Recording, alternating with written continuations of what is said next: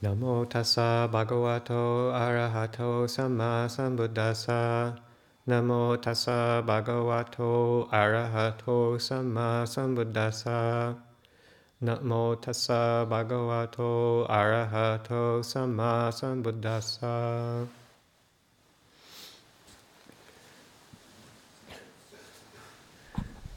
So this is reaching to the kitchen.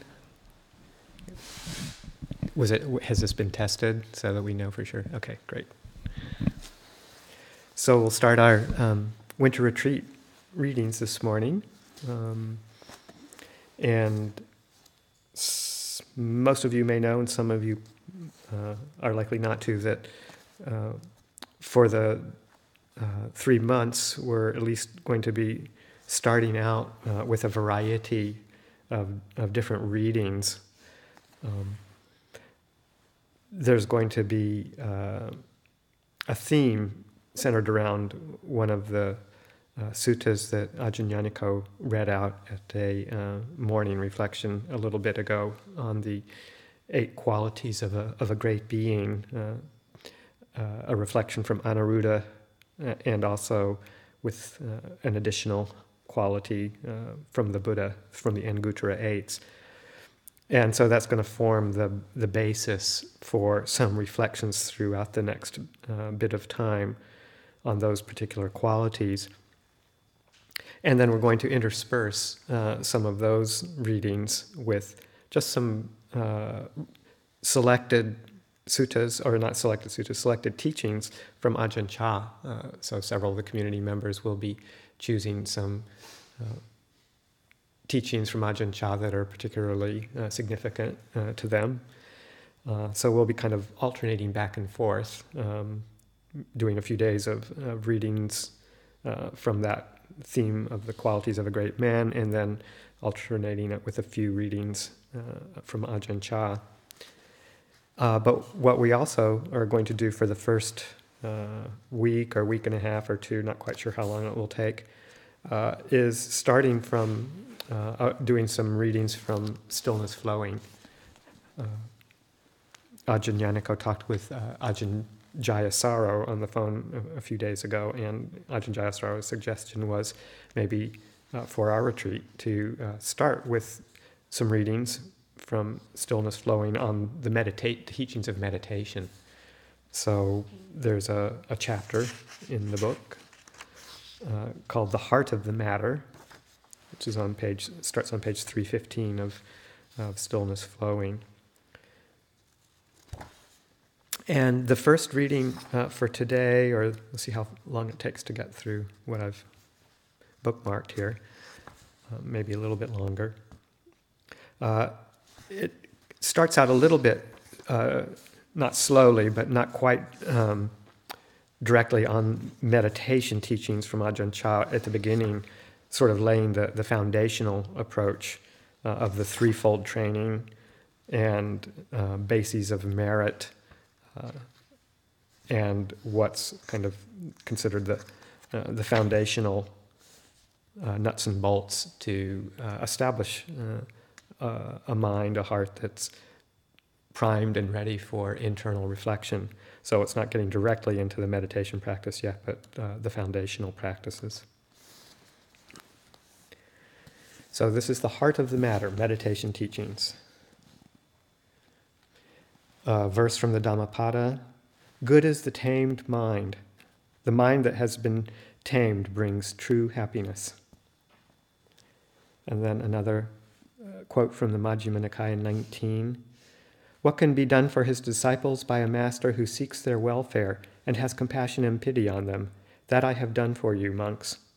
There are these roots of trees, there are empty places. Meditate, monks, do not delay, lest you later regret it. This is my message to you. Part 1, Nuts and Bolts, a threefold training. The Buddha declared that all of his teachings could be resolved into 2 categories: those revealing the nature of human suffering, and those that deal with the cessation of that suffering. He taught that true liberation can only be brought about by cultivation of the Noble Eightfold Path. a comprehensive and integrated training or education of body, speech, and mind. The ultimate freedom from suffering, realized through a clear vision of the true nature of things, occurs when all 8 factors of that path are brought in unison to maturity.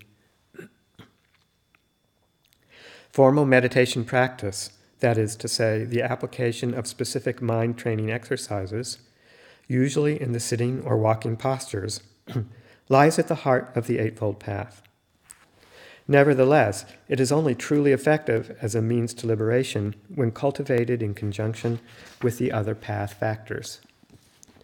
This principle of the holistic nature of the path was fundamental to Luang Por Chah's meditation teachings. Luang Por preferred to speak about cultivation of the path in terms of the threefold training, a convention by which the 8 constituent factors are resolved into 3 related spheres of practice. Sila, consisting of right speech, right action, and right livelihood. Samadhi, an umbrella term for the training of the mind consisting of right effort, right mindfulness, and right concentration. And Panya, consisting of right view and right resolve. To Luang Por, Sila, Samadhi, and Panya were different aspects of the same process, divided into 3 because, at any moment, one of them would take center stage while the other 2 offered essential background support. In one analogy, he said the 3 combined to improve the mind, as a combination of spices enhanced a delicious curry. Correct practice of these 3 aspects of the path leads, he said, to a Dhamma practice which is beautiful in the beginning, beautiful in the middle, and beautiful in the end. Meditation at Wat Pah Pong was fully embedded in a way of life designed to minimize the impediments to growth in Dhamma and maximize the supporting conditions. Meditators were celibate. They practiced in a forest, secluded from coarser sense impingement, under the guidance of a master and with the support of a community of like-minded friends. The emphasis on such virtues as wise shame and wise fear of consequences, sense restraint, contentment with little, patience and mindfulness in all postures, created the foundations underlying the inner transformation for which meditation practice was to be the catalyst. Given the Buddha's famous utterance, "Mind is chief, mind is the forerunner of all things," it might seem sufficient for meditators to focus all their attention on the mind itself. But Luang Por disagreed with the view that simply by training the mind in meditation, appropriate actions and speech would naturally follow. Quote, "It's not possible to simply train the mind, neglecting actions and speech. These things are connected. Practicing with the mind until it's smooth, refined, and beautiful is similar to producing a finished wooden pillar or plank. Before you can obtain a pillar that is smooth, varnished, and attractive, you must first go and cut a tree down. Then you must cut off the rough parts, the roots and branches, before you split it, saw it, and work it. Practicing with the mind is the same as working with the tree. You have to work with the coarse things first. You have to destroy the rough parts, destroy the roots, destroy the bark, and everything which is unattractive, in order to obtain that which is attractive and pleasing to the eye. You have to work through the rough to reach the smooth." Restraint within voluntarily adopted boundaries for action and speech, watching over body and speech as Luang Por would put it, also requires an inner training. Meditators must be constantly aware of whether or not the volitional impulses behind their behavior are tainted with defilement. Luang Por said that keeping sila required catching the outlaw and making him into the village headman. The mind with the intention to transgress must be persuaded to become the mind with the intention not to transgress. Quote, "You must sustain awareness at every moment and in every posture, whether standing, walking, sitting, or lying down. Before you perform any action, speak, or engage in conversation, first establish your awareness. Practice like this until you are fluent. Practice so that you can keep abreast of what's going on in the mind. Practice to the point at which mindfulness becomes effortless, and you are mindful before you act, mindful before you speak. On the initial level of sila, samadhi manifests as the consistent, unshakable determination to refrain from breaking any of the precepts, and by an unwavering mindfulness and restraint. As a result, the mind is able to reflect upon experience as right or wrong, wholesome or unwholesome. It is aware of sense experience and is able to investigate inner reactions of like and dislike to that experience. The wisdom faculty is now starting to manifest. The aspect of the mind which identifies and chooses the good from the bad, the right from the wrong, amongst all the mind objects within your field awareness, is a nascent form of panya. The threefold training at this point is still coarse, but it's on the refined side of coarseness. Quote, "The coconut palm absorbs the water from the earth and pulls it up through the trunk. By the time the water reaches the coconut itself, it has become clean and sweet, even though it is derived from that plain water in the ground. The coconut palm is nourished by what are essentially the coarse earth and water elements, which it absorbs and purifies, and these are transformed into something far sweeter and purer than before. In the same way, the practice of sila, samadhi, and panya, in other words, magga, the path, has coarse beginnings, but as a result of training and refining the mind through meditation and reflection, it becomes increasingly subtle. Put simply, when sila, samadhi, and panya mature, they form the one true path." A base of merit. Luang Por taught lay meditators that although they were unable to enjoy all the conditions conducive to meditation practice provided by monastic life, they were to give the same attention to an overall cultivation of the threefold training, one that reduced obstacles to Dhamma practice as much as possible and encouraged supporting factors. Everything began with generosity. Giving material things created a familiarity with the letting go of selfishness and possessiveness that would stand meditators in good stead when seeking to let go of increasingly subtle levels of attachment during meditation. Quote, "Performing acts of generosity is a kind of toraman, that is, training the mind by countering its desires." Luang Por gave an example of a person with 2 apples who decides to give one to a friend but realizes that he wants to keep the larger one for himself. A Dhamma practitioner would overcome his selfish thoughts and give away the larger. Quote, "If you dare decide to give away the big apple, you feel a twinge of grief. But once you've made the decision, the grief is gone. This is disciplining the mind in the correct way and achieving a victory over yourself. Giving dana, giving happiness to others, is a way of cleansing what is soiled within. You need a warm, kind, and benevolent heart. This is something to reflect on.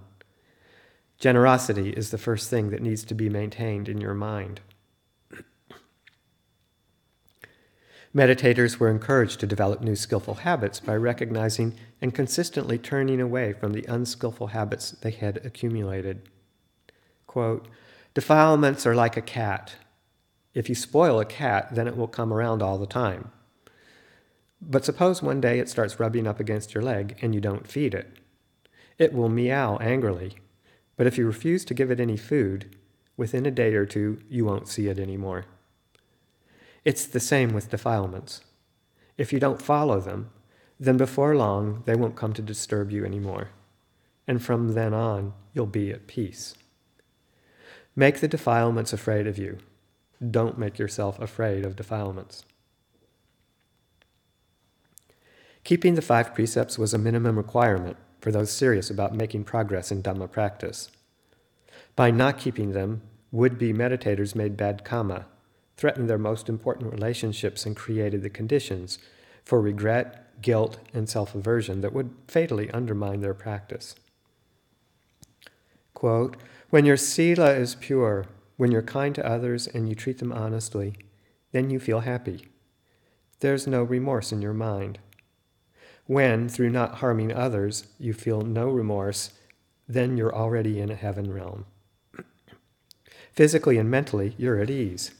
Whether you eat or sleep, you feel at ease. You are happy. Happiness is born of sila. Certain actions have certain results. The abandonment of evil through keeping precepts leads, by a natural law, to the arising of goodness. Acts of generosity and a firm commitment to sila created the basic sense of well-being and self-respect necessary for progress in meditation. But it was also necessary to develop the ability to reflect upon experience. Without it, satisfaction with those positive states of mind might inhibit rather than promote more profound spiritual development.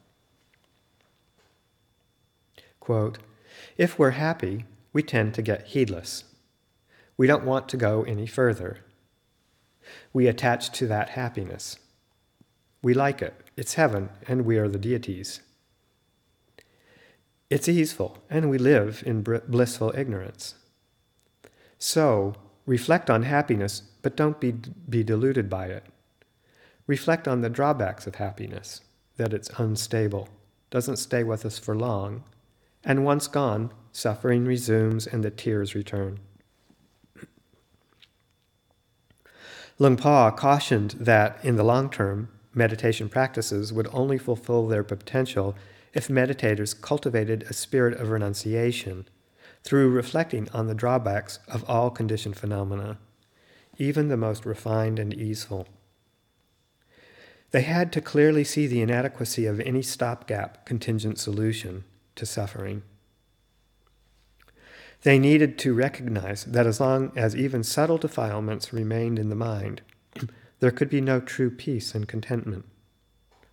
And it was only through pursuing Dhamma practice to its conclusion that defilements could be completely eliminated.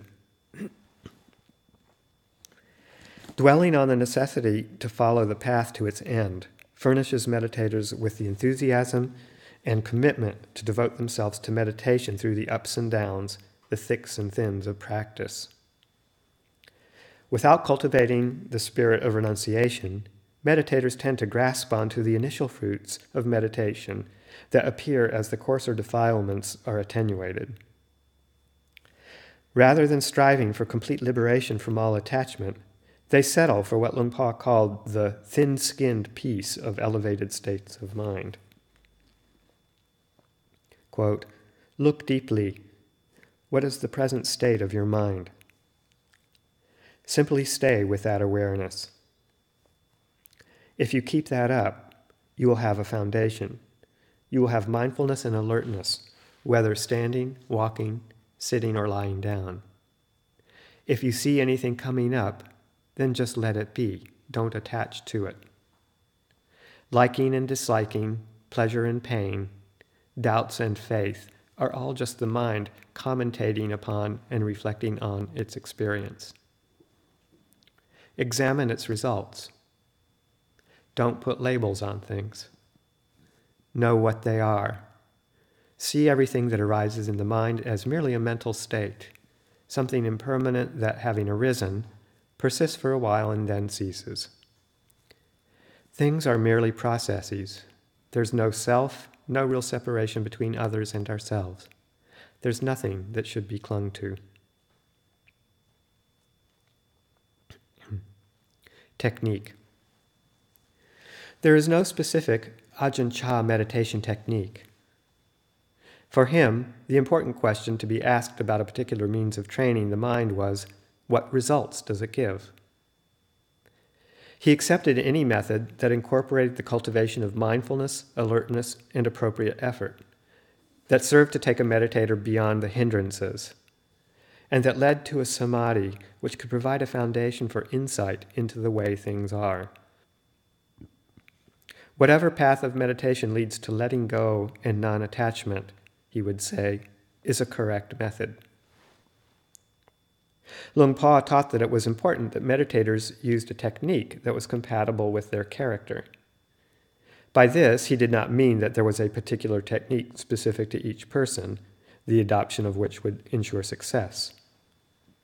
A sense of affinity with a meditation method, parentheses, he once described it as similar to an affinity with a particular food, would not make meditation smooth and easy, but it would make it workable. An incompatible technique, with which the meditator felt no sense of connection or enthusiasm, on the other hand, could lead to discouragement and regress. Meditators should not switch from one method to another too easily. Only after persevering with a method for a reasonable period of time should they conclude whether or not to make a change. But although Luang Por acknowledged the validity of a number of methods, there were some which he emphasized. Quote, mental cultivation, bhavana, means setting right your thoughts and opinions. Its aim is letting go of defilements. The various methods are like different kinds of fish traps. They differ in form, but ultimately they all share the same purpose.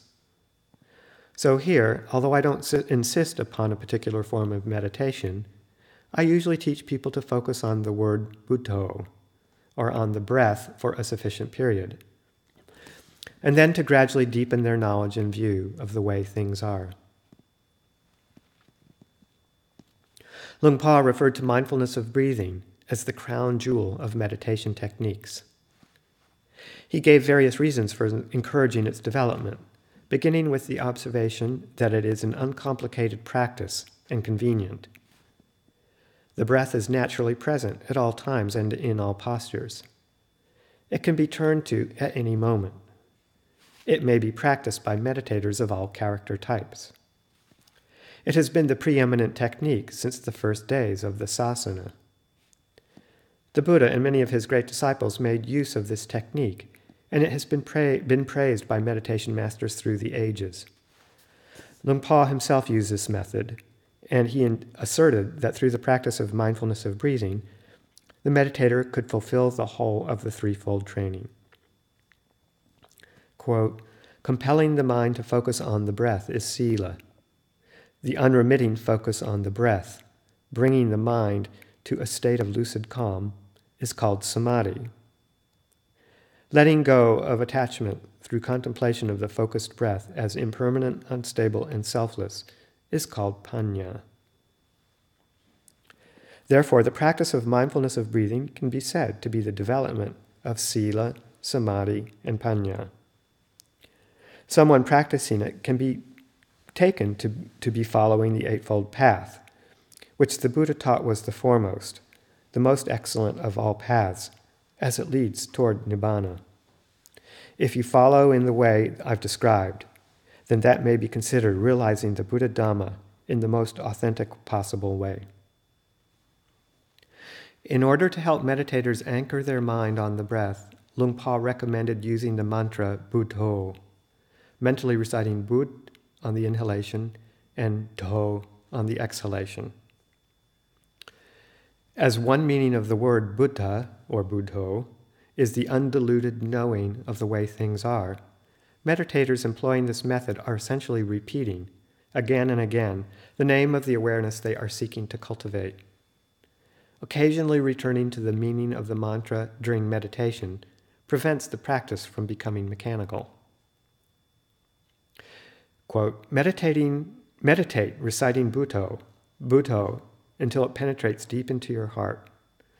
The word Buddho represents the awareness and wisdom of the Buddha. In practice, you must depend on this word more than anything else. The awareness it brings will lead you to understand the truth about your own mind. It is a true refuge, as it includes both mindfulness and insight. When your mind is consciously applied to an object, it wakes up. The awareness wakes it up. Once this knowing has arisen through meditation, you can see the mind clearly. As long as the mind remains without the awareness of Buddho, even if there is an ordinary worldly presence of mind, it will not lead you to what is truly beneficial. Sati, or mindfulness, depends on the presence of Buddho, the knowing. It must be a clear knowing, which leads to the mind becoming brighter and more radiant. The illuminating effect that this clear knowing has on the mind is similar to the brightening of a light in a darkened room. As long as the room is pitch black, any objects placed inside remain difficult to distinguish or else completely obscured from view. But as you begin intensifying the brightness of the light inside, it will penetrate throughout the whole room, enabling you to see more clearly from moment to moment, thus allowing you to know more and more the details of any object inside. When the knowing of the breath had become clear and stable, then what he called the Buddha knowing had become established. Luang Por said that the mantra, when that knowing had become clear and stable, Luang Por said the mantra could be discarded. It had served its purpose. Meditators who felt no affinity with breath meditation at all were encouraged to cultivate more discursive meditations. Footnote, meditations which make use of directed thought, such as the recollection of death or contemplation of the body, specifically the 5 basic meditation topics of head hair, body hair, nails, teeth, and skin. In the latter, meditators could focus on the unattractive, asubha, aspects of these body parts, or on their empty, impermanent nature by considering them in terms of their constituent elements of earth, hardness, water, cohesion or fluidity, fire, heat, and air, motion.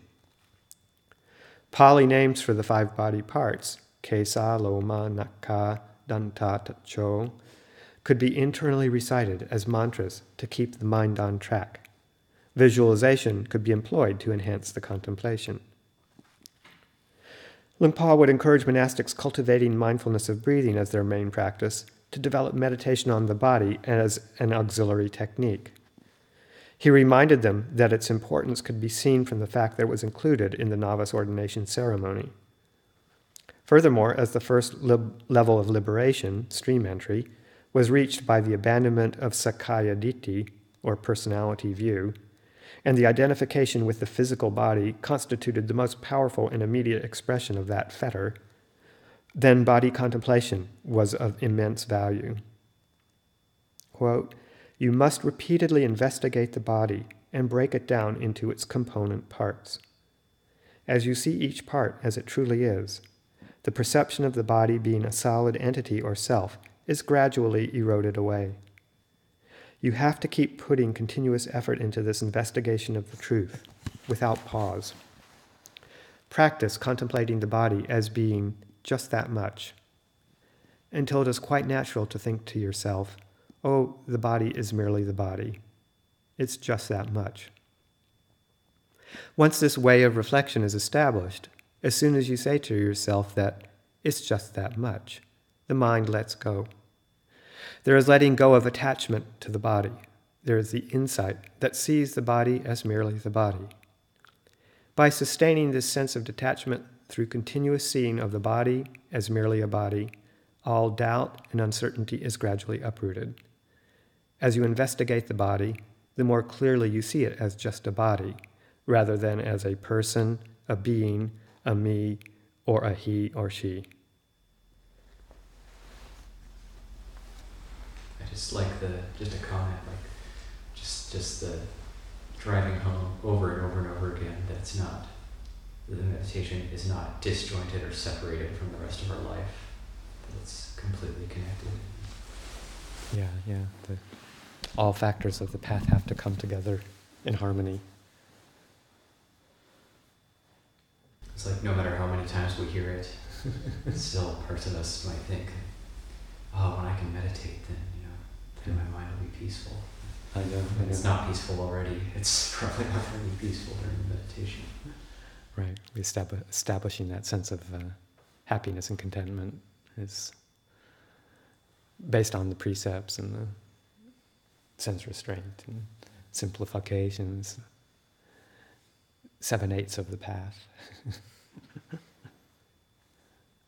I know lots of people, oftentimes, people come to the monastery and they say, I just can't meditate, I can't concentrate, so I can't do the practice. And my thoughts are always, well, right concentration is step number 8. You still got 7 other steps that you have to work on and fulfill and develop. So you can still practice. There's also a Luang Por quote. It's on one of the trees at Wapananacha that illustrates that too. It says, you don't have to go looking for peace. When you've practiced enough, when the time is right, peace will come looking for you.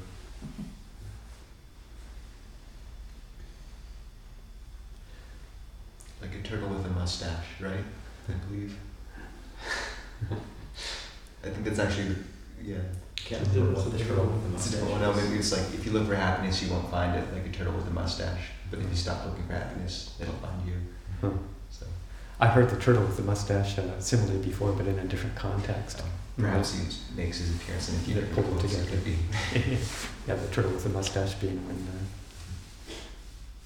somebody was coming to, I thought it was Luang Por Sumedho, but maybe it was Luang Por Chah, and had been searching over many different teachers, and never being satisfied with the teachers that he found, and he was coming to one of those Luang Pas and told him the story, and that was when they said, you're looking for a turtle with a mustache, you'll never find perfection in any teacher.